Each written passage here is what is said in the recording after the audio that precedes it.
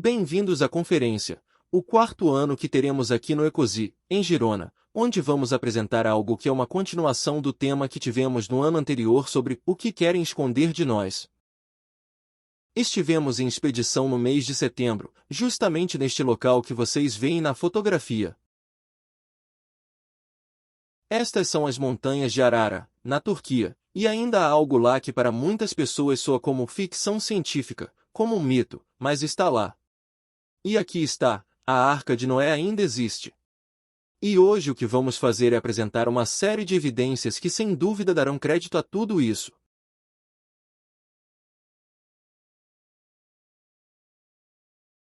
Fizemos uma expedição composta por membros catalães e membros dos Estados Unidos. Precisamente de 21 a 28 de setembro do ano anterior de 2014. E essa imagem que vocês veem aqui é uma imagem que diz praticamente tudo. No ano passado conseguimos mostrar isto, quando um aviador turco em 1959 tirou esta imagem aérea, deu a volta ao mundo, parecia que a Arca de Noé tinha sido encontrada. Havia um homem chamado Ron Wyatt que foi até aquele lugar, um americano, para verificar se isso era verdade ou não, um arqueólogo amador. E depois de fazer todas as verificações possíveis para sua época, foi determinado que era autenticamente de Noé. Arca. Mas então alguém tentou ou gostou, ou melhor, que isso não pudesse ser mostrado ao mundo como tal. Ele tirou a foto dele lá, naquele lugar onde estivemos anos depois. E aqui você tem a Arca de Noé. Cheia de sedimentação. Você a vê em perspectiva da parte de trás da arca.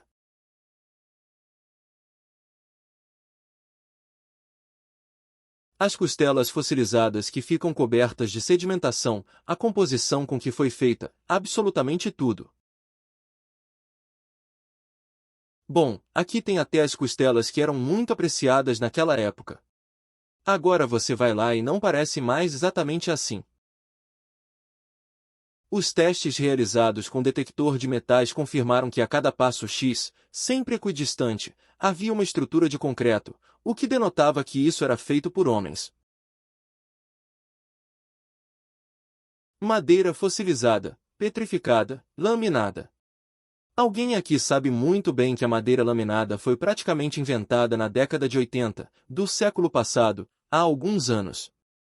Há 4.500 anos, a Arca de Noé já era feita assim. E esses são os rebites encontrados naquele local, feitos de liga de ferro, titânio, alumínio. E quando estivemos lá pudemos verificar que ainda existem. Estas são as âncoras de estabilização, não de ancoragem, mas quando houve mar agitado causado por toda a catástrofe de inundação de água, mais água desceu de baixo que surgiu para cima e problemas vulcânicos. Ele precisava de algo para estabilizá-lo e estas são as âncoras de pedra. Aqui você tem o Museu Arqueológico de Wyatt, onde Ângel, nosso colega que vai contar algumas coisas depois, também tinha aquela madeira petrificada e laminada que ele mostra aqui nessas imagens.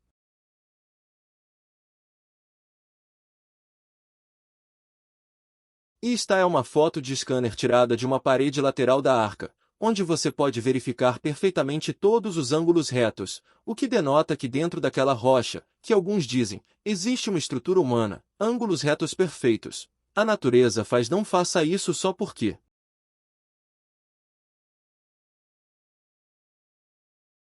E este ano vamos mostrar isso. Os integrantes da expedição, alguns de vocês puderam nos encontrar no stand que temos aqui mesmo, fomos nós que fomos até aquele lugar. Aliás, gostaria que você desse atenção especial a alguém que não sou exatamente eu, mas sim esse homem que você vê no meio da imagem, que é o mais alto e largo. Mede aproximadamente 2 metros, e então você entenderá por que estou lhe dizendo isso. Acontece que no texto bíblico aparece em Gênesis 8, onde estaria a arca e o que aconteceu.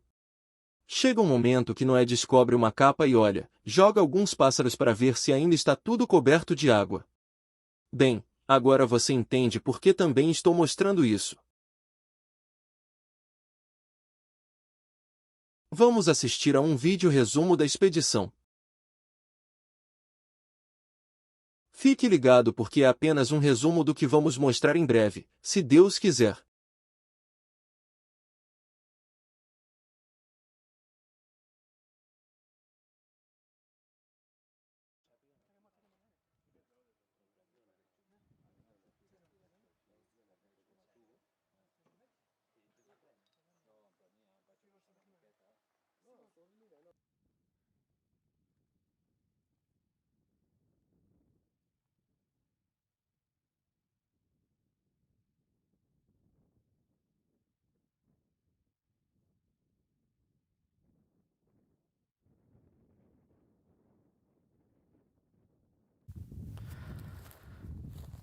Estamos chegando a um lugar que sonhamos estar aqui há 40 anos e que é um lugar realmente diferente, um lugar especial, um lugar onde muita gente disse que o que estava aqui era uma falsidade. Mas é um lugar conhecido simplesmente como Arca de Noé. Você tem isso aí, atrás de mim. Pero es un lugar sencillamente conocido como el Arca de Noé. Lo tenéis ahí, tras mí. É difícil entender que vendo isso alguém possa dizer que se trata apenas de uma formação rochosa, com areia e mármore. Já por todo o caminho por onde viemos, à medida que subíamos, podíamos ver perfeitamente a sua silhueta. Uma silhueta que seria muito casual, coincidindo precisamente com a da arca. Alguns diziam, não pode ser, tem que ser retangular, sem proa nem popa. Mas foi assim, e aqui está. Vamos ver de perto, vamos. Algunos decían, no puede ser, tiene que ser rectangular, sin proa ni popa. Pero así fue. Y aquí la tenéis. ¿Vamos a verla de cerca? Vamos.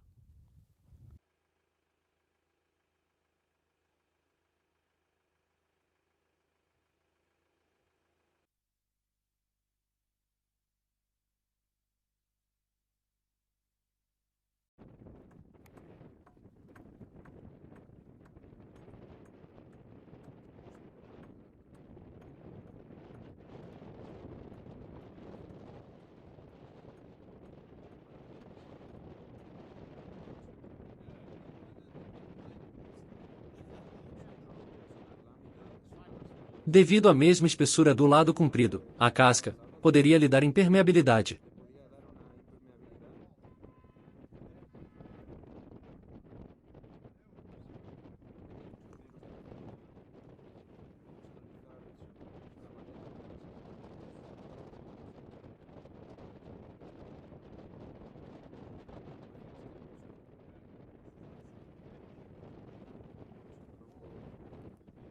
Seria em camadas ou na mesma madeira, certo?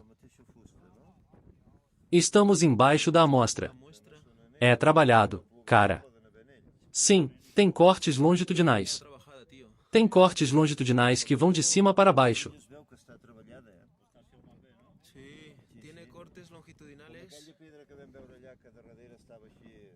Tiene cortes longitudinales que llegan, que van de arriba abajo. Sí. Bueno, perquè hauria passar aquí algun filament o alguna cosa per polir-la. Aparta el peu, Josep, sisplau. Per polir-la, no?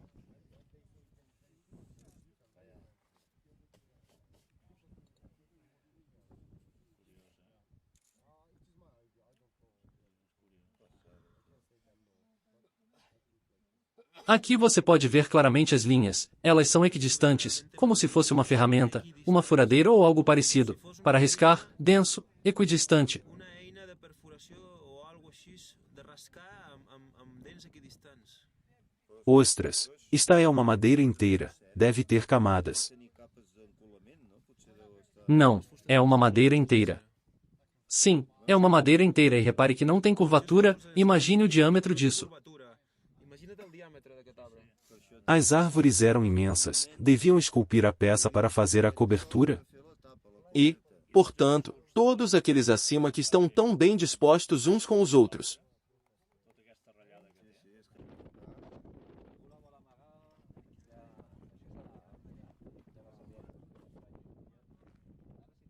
Você vê tudo o que pode ser visto por baixo.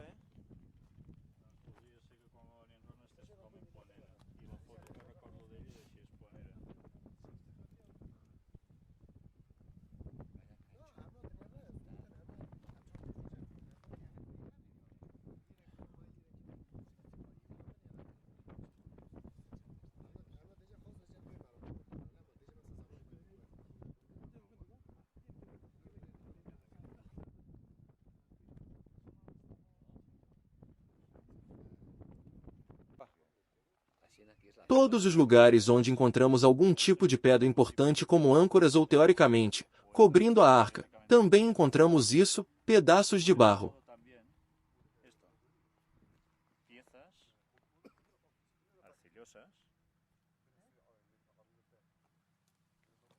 Que denotam a civilização humana. Civilización humana. Este tem sido o núcleo onde outras pessoas se concentraram aqui. se han concentrado aquí.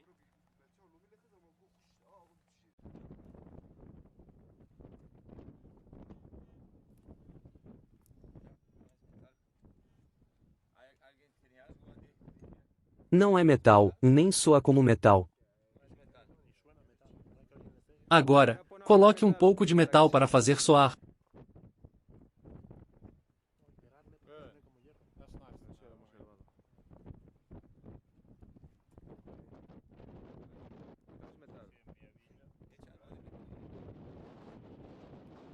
Agora vamos jogar um pouco de metal para verificar se o aparelho funciona. Jogue um pouco de metal nele, por favor. Tiradle algo de metal, por favor. Não há metal, mais nada. Espere, eu tenho uma chave.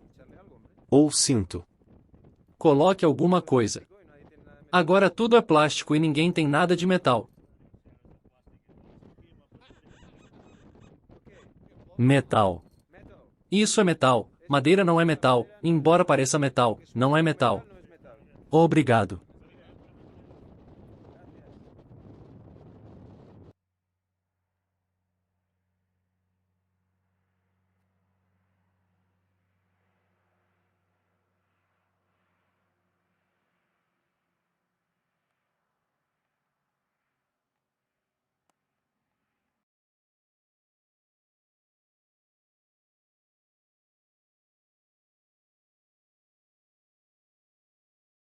Você vê onde está localizado, em lugar totalmente deserto e fica bem no meio.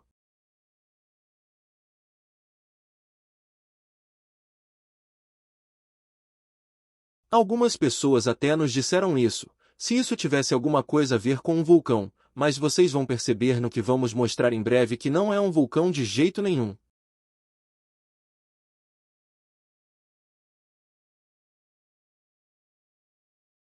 Agora o que vamos começar a ver são, justamente, imagens tiradas naquele lugar da Arca de Noé. A localização da Arca de Noé. Muita gente vai procurá-la aqui, ao Grande Arara, picos perpétuos com neve. Este é o Pequeno Arara, mas pense que o Grande Arara tem 5.000 metros e tal e as pessoas acreditam que deve haver a Arca, bem embaixo daquele gelo. Mas não, a Arca é onde você vê a flecha, justamente aqui, tudo isso é a Serra do Arara.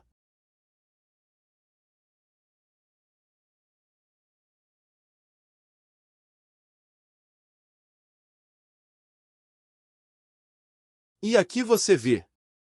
Olhe em todos os lugares para que ninguém diga que não está ali, porque a formação é. Tenho que te contar uma coisa, depois da descoberta algumas pessoas foram para esse lugar, pessoas norte-americanas enviadas pelo governo dos Estados Unidos, parte do exército, parte cientistas e lhes ocorreu querer abrir aquele lugar com dinamite. Podemos mostrar as filmagens em nossas conferências, feitas por eles mesmos naqueles anos, onde se vê a tremenda explosão e disseram oficialmente quando ocorreu a explosão. Estamos saindo porque esta é uma formação rochosa e arenosa que coincidentemente coincide com as medidas de Arca de Noé que é dada na Bíblia, e eles partiram.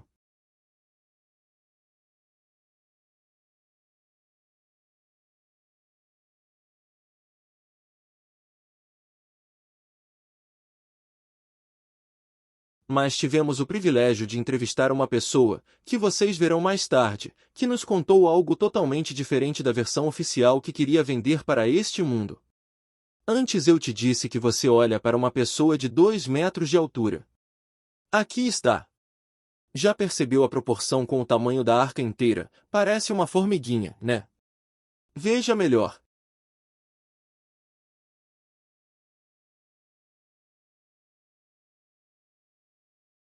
Esta é a parte de trás da arca. Você o vê de diferentes maneiras para poder ver toda a sua localização, sua forma.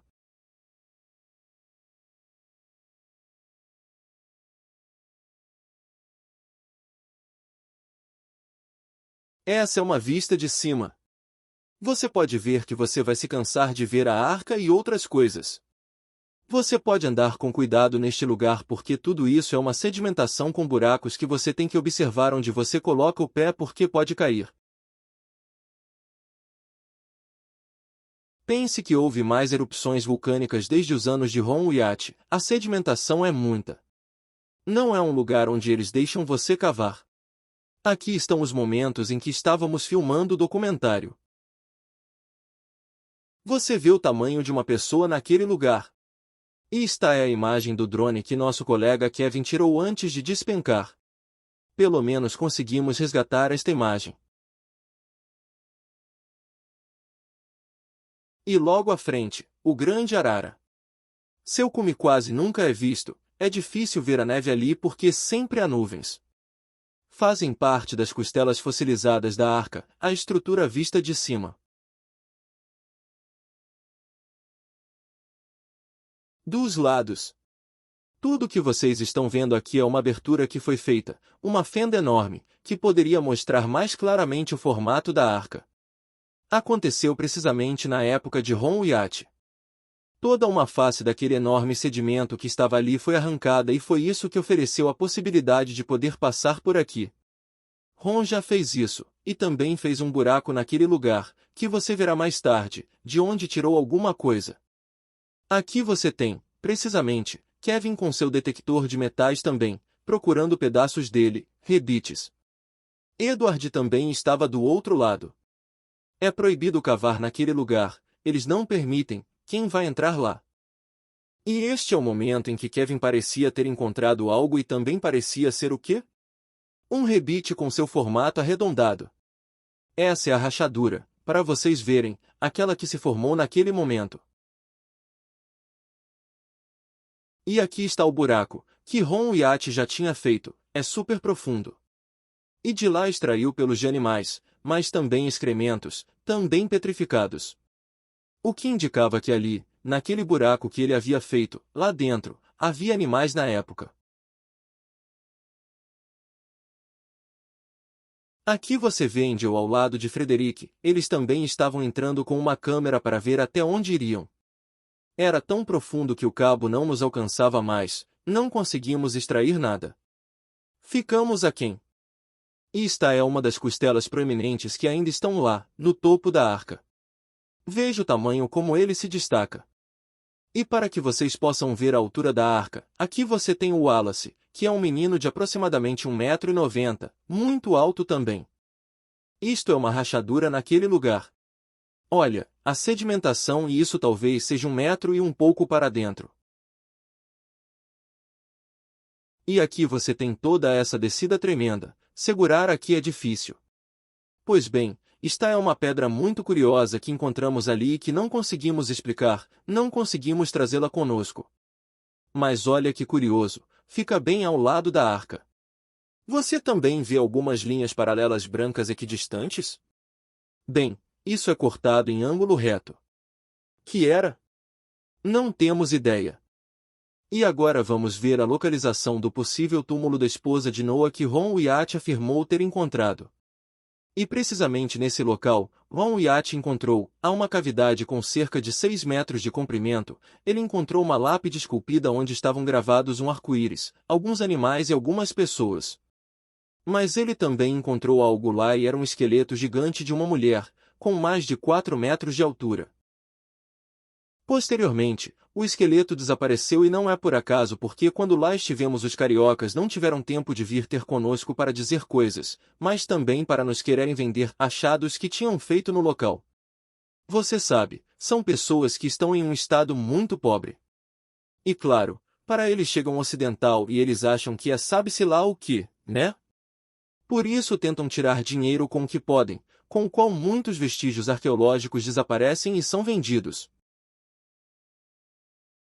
Neste local, justamente, é onde o Wallace, nosso companheiro do 1,90 m, encontrou isto, pedra esculpida, 2 cruzes no topo. Será que alguém morreu ali e fizeram isso indicando que eram 2 pessoas? Cruzes armênias, também de estilo templário. Os templários estiveram naquele lugar? Pois bem, aqui está o nosso guia turco e os proprietários turcos das terras, daquela zona, que nos disseram que atrás, logo acima daquelas montanhas e atrás, havia outra coisa.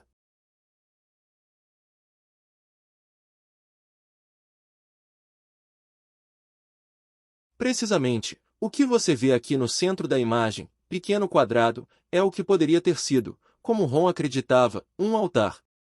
Também é de proporções enormes. Você vê o Kevin que tem 2 metros de altura.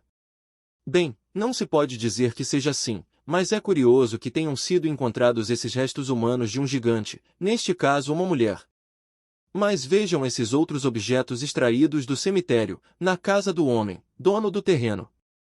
Ele nos levou até lá e havia inscrições onde parece que havia uma igreja armênia, bem onde estava o esqueleto daquela mulher enorme.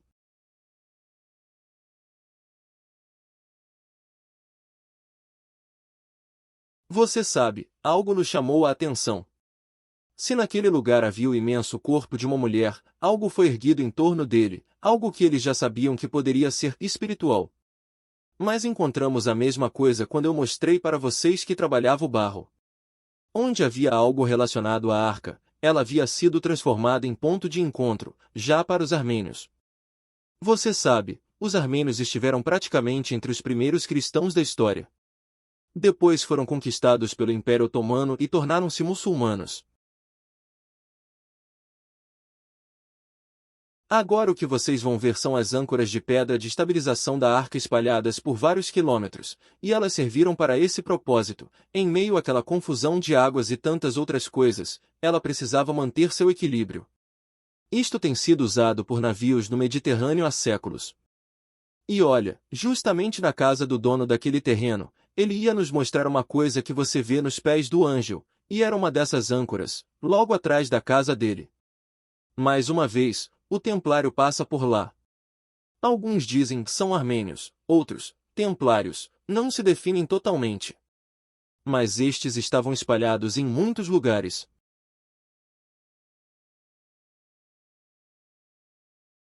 Agora você verá algumas fotos de Ron Uyat. Isso, quando ele estava neste lugar. Veja como também está gravado com cruzes. E essas são as fotos que tiramos também, ainda está aí. Detalhes curiosos, né? Você sabe, esta é a simbologia de Nimrod, uma cruz com um losango embaixo. Nimrod, fundador da Babilônia, de um grande império mundial. Bem, parece que Nimrod também estava familiarizado com tudo isso. Este é o buraco para uma das âncoras. Se você notar, esse buraco não é totalmente liso e reto, mas no meio do buraco tem uma saída, tudo. E é porque o que quer que tenha passado por esse buraco, uma corda, uma corrente, fez nisso o formato não ia ficar torto, não ia ser cortado, estava mais que bem pensado. Sim, é mais estreito no centro do que nas laterais.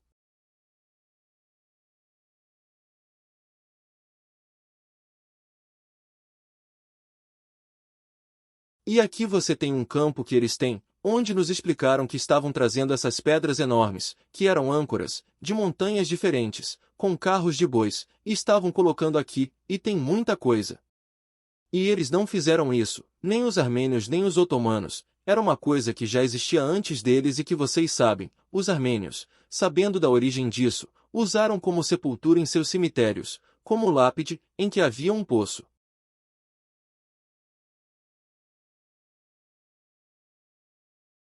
Olha essa aqui porque é muito curiosa, 3 cruzes, uma como principal, mas tem um detalhe embaixo. Aqui você vê como Angel é fotografado para poder ver com precisão a proporção. Era como uma fechadura emendada, ligada à cruz. Isso indicaria alguma coisa? Uma porta além? Eles nem sabem que língua é, não tem ideia, é anterior aos armênios e bem, está gravado lá. Veja o que eu disse para você ver os detalhes.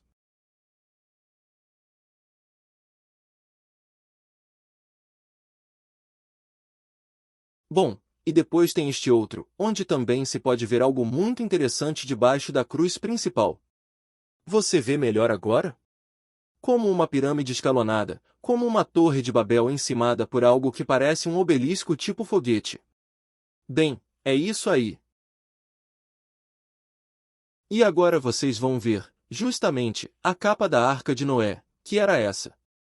Olhe as fotos, evidentemente quando você vê de imediato, isso te denota como se fosse a casca de um tronco. Então você pode ver a localização, atrás você pode ver o Grande Arara. E agora você vai ver de diferentes ângulos, você vê que não há nada por aí, por quilômetros, que possa ser assim, nem mesmo por acaso.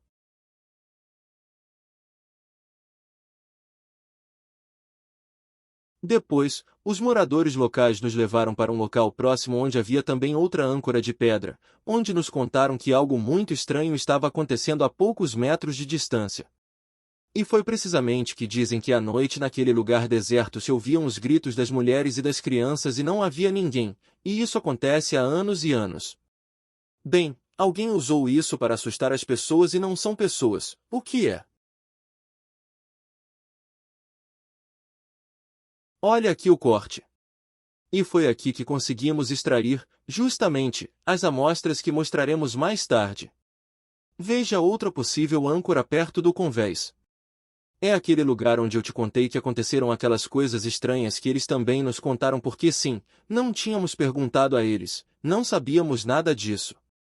Essas pedras parecem estar indocumentadas e quebradas, é uma âncora porque o buraco fica do outro lado. Veja as cruzes elaboradas. E agora vejam o que tem lá também, o Museu da Arca ou o Centro de Visitantes, que foi feito em homenagem a Ron Wyatt. É anunciado, a arca está ali e esta fica ao pé da estrada, então é preciso subir. E ainda existe este centro, onde Ron Wyatt lançou a primeira pedra. O governo turco reconheceu que se tratava da Arca de Noé, mas a propaganda era inteiramente sobre atirar tudo ao chão.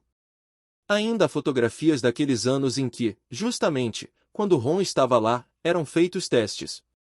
Olhem para esta fotografia, aí vocês veem lá de muito alto, mas olhem a comparação com um avião tremendo e vejam que diferença tem com a arca. A arca ainda é muito maior, hein? E é isso que há de objetos encontrados, que foram transferidos para aquele museu, onde ainda existe uma tigela de lastro de metal. O que isso está fazendo a 1900 metros de altura?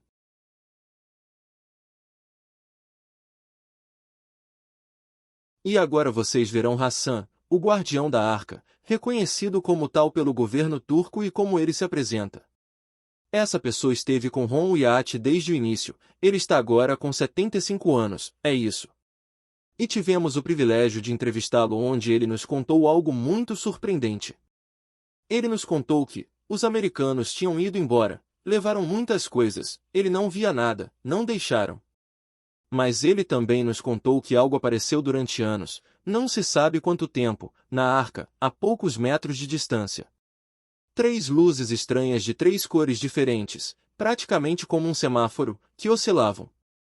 Se você se aproximasse, eles não poderiam mais se ver. Bom, isso nos levou a uma série de perguntas que recomendo que você assista a entrevista em nosso site, pois você vai se impressionar com tudo isso. E agora vamos apresentar uma série de testes ao vivo para vocês conferirem. Há um fragmento analisado da capa fossilizada da arca. Aliás, vou pedir para alguém ir até o nosso estande, ver se consegue trazer uma caixa para a gente, onde está tudo isso. É uma caixa pequena, mantivemos-la ali porque não queríamos mostrá-la publicamente. Você já sabe que tem gente que quer agitar imediatamente. Sabe, quando tivemos o privilégio de analisar tudo isso, tivemos uma surpresa. Você sabe, Ron Yacht também removeu um pedaço, trouxe-o, ele foi analisado ao microscópio, etc, etc.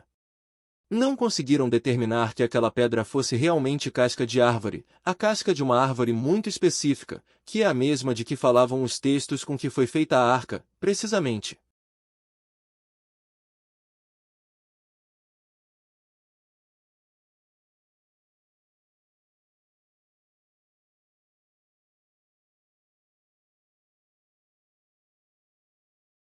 Eles estavam observando, não acreditavam plenamente que isso pudesse dar credibilidade ao que acreditavam que poderia ser.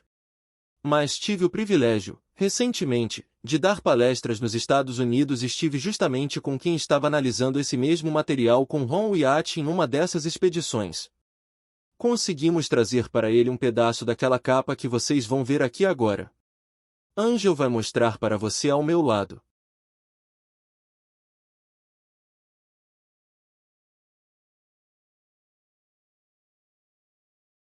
Bem, você pode ver os líquenes na parte superior que saem de lá. Na verdade, quando chegamos lá, já estava preparado para nós, em nenhum momento alguém tirou ou conseguiu tirar a amostra. E como resultado dessa amostra, outra sim, porque aquela amostra era maior. Bom, nós fizemos os testes e agora vamos mostrar o resultado desses testes, não sei se você quer o mais tarde.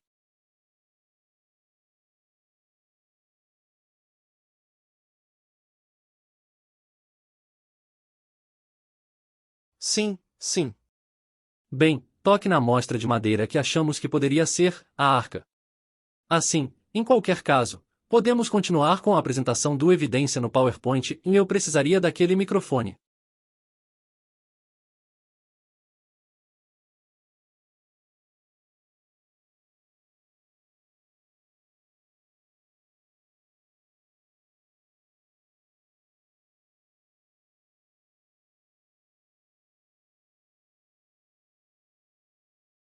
Bom, essa é uma das peças que tiramos dessa amostra, colocamos em resina, levamos para a Universidade de Gerona no Parque Científico e lá prepararam a amostra para nós podermos olhar com ampliação vidro.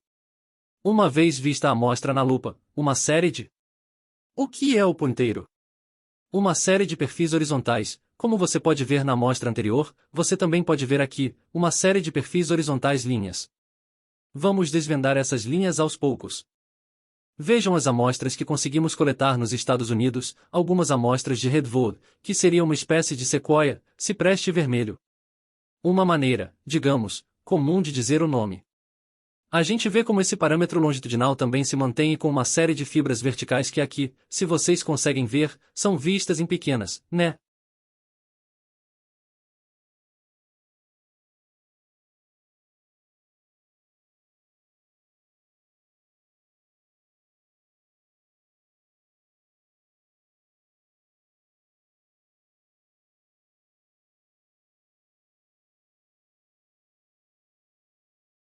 Se agora vamos ver, por exemplo, está a mesma pedra, a mesma amostra, mas foi feita uma folha fina, foi cortada muito fina. E você também pode ver mais claramente as linhas horizontais e toda uma série de fibras na direção vertical, assim como na amostra que coletamos da casca do cipreste vermelho.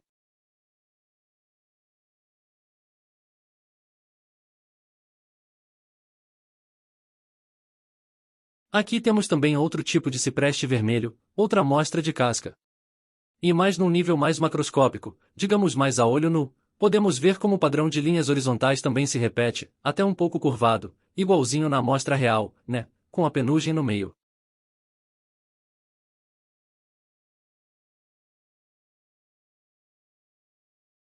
Esta é uma amostra mais próxima, aqui podemos ver, talvez, um pouco mais claramente. A verdade é que vejo mais desfocado do que nas fotografias impressas. Se quiser ver mais claramente depois, você pode passar pelo estande, mas aqui você pode ver toda uma série de fibras entre as camadas horizontais. O padrão se repete. Aqui temos outro tipo de pau-brasil, o cipreste, também com essas linhas horizontais e fibras verticais. Esse é um exemplar vivo, um exemplar de uma árvore moderna. E a comparação com a nossa amostra da Turquia, também linhas horizontais e fibras. Novamente a comparação com o laminado. E aqui temos outro tipo de redwood, também com o mesmo padrão. Aqui em um nível macroscópico e visual. E esta já é uma amostra de casca de outra sequoia, que é a Sequoia dendron, as sequoias gigantes da Califórnia. Suponham que lhe pareça familiar aquelas árvores gigantescas com centenas de metros de altura e grandes volumes, as maiores da Terra, que também têm esse mesmo padrão. Portanto, agora estamos vendo como é e tendo uma ideia de que tipo de árvore era a árvore da qual foi extraída aquela amostra de casca.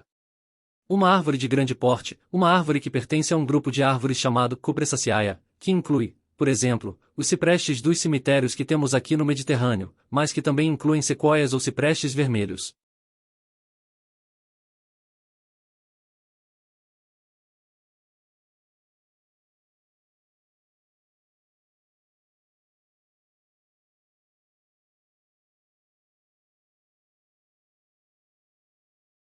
Curiosamente, no texto bíblico, quando fala da madeira usada para construir a arca, fala da madeira gofer, que as traduções das interlineares hebraicas nos dão como cipreste.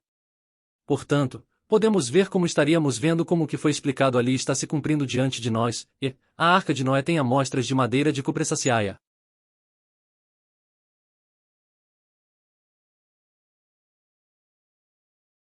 E esta amostra, especificamente, é uma amostra que pude analisar esta manhã porque foi o único momento que tivemos para poder acessar a amostra.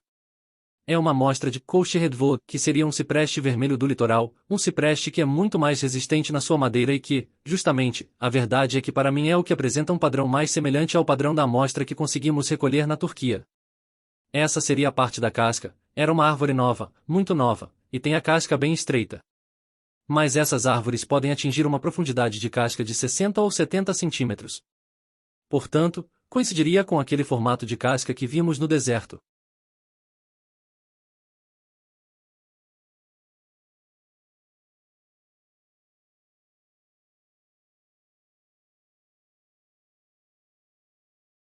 Aqui você pode ver outro pedaço dessa mesma amostra, mas se você ver esses sistemas horizontais que se unem, eles também se repetem aqui. E a penugem entre os sistemas horizontais. Esta é a única foto que consegui tirar rapidamente esta manhã com o microscópio do que eu tinha com o meu celular, mas bem, mais ou menos para ver como fica o padrão.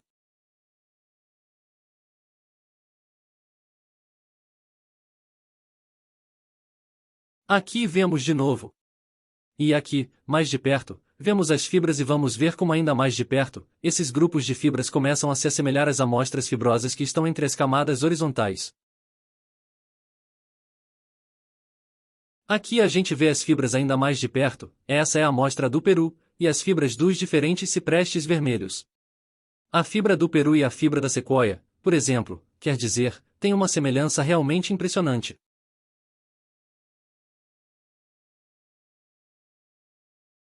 Bem, apenas como conclusão. Conclusão básica 1, em que Ron Wyatt em 77 encontrou uma amostra de madeira, especificamente casca de madeira, e que essa casca pertence a um grupo de Cupressaceae, que é um grupo que pertenceria à madeira que Noé utilizou para sua construção. Devemos também ter em conta, e uma parte que ainda estamos em investigação, que esta espécie, a última que vimos por exemplo, a que mais se assemelha a ela, está filogeneticamente muito relacionada com outra chamada Taxodium listicum, que é outro tipo de cipreste também chamado de cipreste vermelho como estes.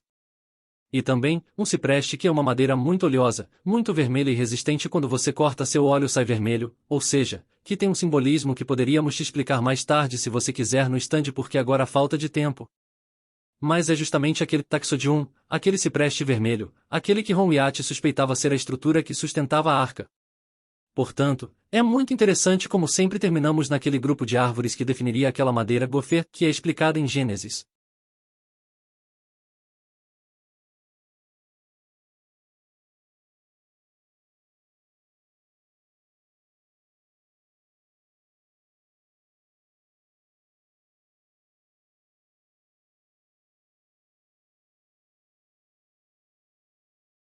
Bom, agora vamos ver algo diferente. Antes eu te disse, fique com o conceito de que a arca tem cerca de 1900 metros de altura. Você sabe, justamente na montanha exatamente onde está a arca ao lado, tem isso. Você não vai ver muito bem, não sei se a câmera consegue determinar melhor de perto. Então você também pode ver no stand. Esta é uma estrela do mar fossilizada, apenas um pedaço, um pedaço. Naquele local existem, naquela altura, fósseis marinhos. Isto tem uma explicação muito clara. A Terra inteira não estava coberta de água? Você sabia que eles também estão no topo do Everest? Como pode estar tão alto e ter fósseis marinhos? Bem, houve simplesmente uma inundação. E embora seja verdade que as terras também se levantaram e se formaram aquelas grandes montanhas que temos agora, o que não era assim na era antediluviana, tudo está nos dando o mesmo padrão para que vocês possam ver claramente como é.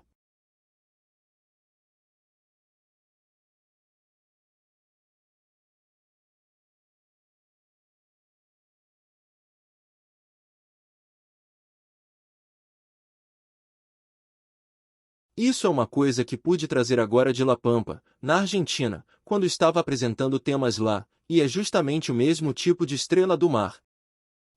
Você vê, quão longe daquele lugar. Bom, agora vou te mostrar uma coisa também. Aqui está a madeira petrificada que consegui trazer da Argentina, que curiosamente também é cipreste vermelho, assim mesmo. Que depois você pode tirar uma foto sua, se quiser, mesmo com isso, e você pode dizer, olha, eu tirei uma foto minha com uma coisa mesmo da Arca de Noé. E se eles não acreditam em você, apresente-lhes todas as evidências e se quiser, se um dia voltarmos lá lhe diremos, venha conosco e você verá se isso é verdade ou não. Quando você estiver naquele lugar, não deixe que lhe digam que é falso, que é mentira, que é uma invenção, porque você viu, tocou e apresentou as evidências, disto, da Arca de Noé.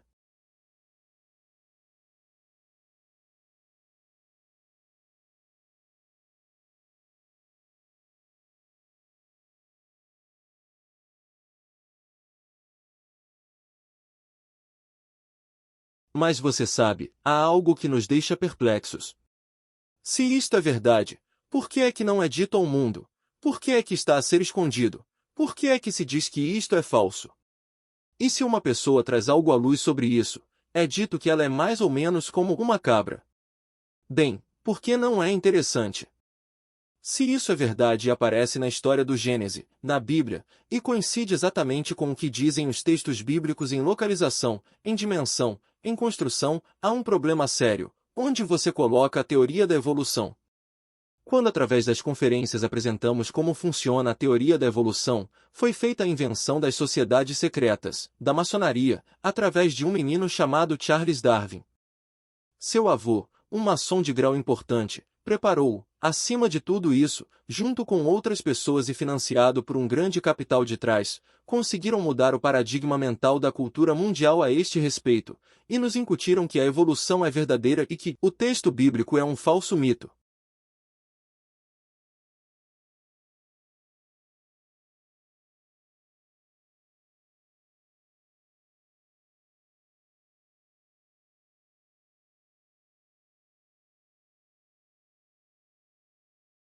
Mas você sabe, há alguém que continua dizendo isso e é o próprio Vaticano. João Paulo II, o famoso Papa, já confirmou oficialmente que Deus criou tudo através da evolução. Em outras palavras, ele criou a morte desde o início para que as coisas mudassem quando teoricamente ainda não havia pecado. E o pecado, diz a Bíblia, é o quê? O que leva você à morte? Como pode haver morte antes que haja pecado? Não cabe. Se isso fosse verdade, Jesus seria uma mentira e por que Jesus morreu na cruz, para salvar as pessoas? De jeito nenhum, se tudo está evoluindo.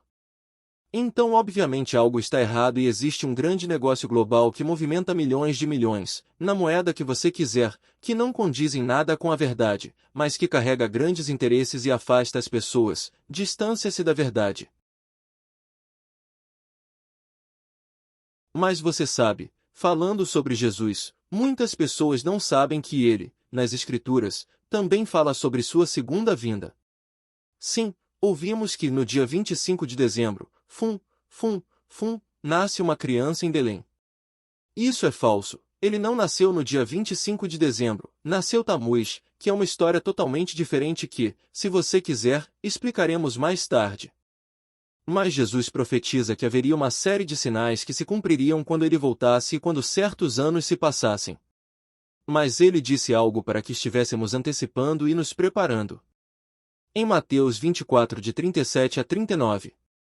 Jesus disse: Mas, como nos dias de Noé, então eu estava dando crédito a essa história, assim será a vinda do Filho do Homem. Referindo-se a si mesmo. Porque, assim como nos dias anteriores ao dilúvio, comiam, bebiam, casavam e davam-se em casamento, divórcios só porque, até o dia em que Noé entrou na arca. E eles não entenderam, até que veio o dilúvio e os levou a todos, assim será também a vinda do Filho do Homem. A segunda vinda de Jesus. E agora estamos chegando ao mesmo ponto que o homem antediluviano havia alcançado e agora isso vem à tona como um aviso de que Jesus voltará agora, em breve. E isso foi escrito em textos bíblicos há 2000 anos. Se isso te surpreende ou você não acredita muito, você pode ver a quantidade de material que estamos apresentando sobre isso, que você vai se surpreender e que normalmente não vão te contar em lugar nenhum, normalmente infelizmente, porque não são interessantes. Mas é isso que virá em breve a este mundo.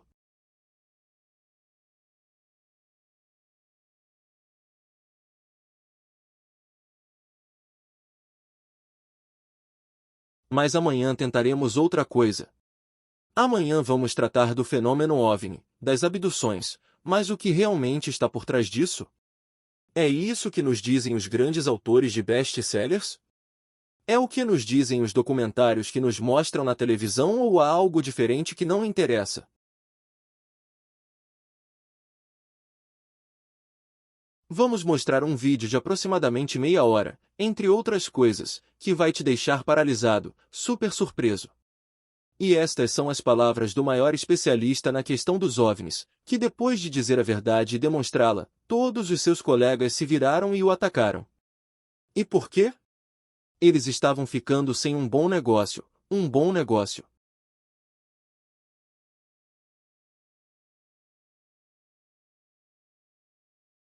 Mas existe, isso existe. Sim, não? Pois bem, fique ligado amanhã às 6 porque você vai perceber o que está por trás disso, e acho que nunca mais será o mesmo. Porque você verá que coisas surpreendentes existem que não importa se vierem à luz e já é hora de as pessoas saberem.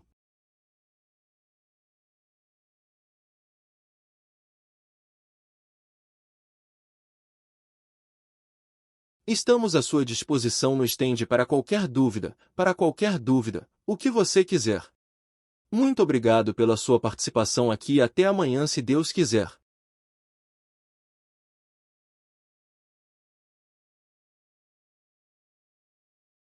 Todos vocês que querem tirar fotos ou filmar tudo isso, quando quiserem,